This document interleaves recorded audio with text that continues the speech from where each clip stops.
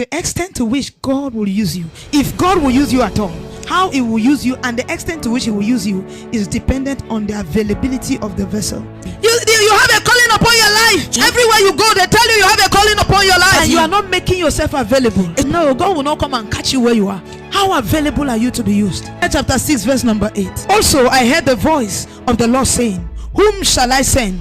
And who will go for us? Then I said, here I am, send me. Present to even hear the voice of God. God is searching for men. I always say this.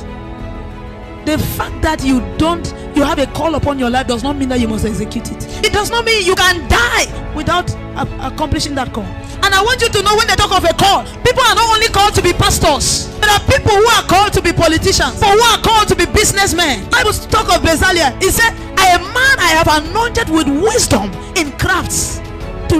He was a craftsman.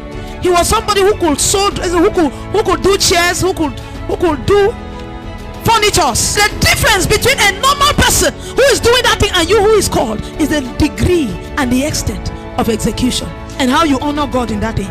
Every child of God has a calling upon their life. You can die without ever fulfilling it because you are not available. God wants to look for you. Imagine that at this time where Isaiah was crying, and when God was saying, I am looking for a man to send. Whom shall I send? Who will go? Isaiah was in the nightclub. Do you think he could answer? We even hear the fact that God was looking for a man. Your availability.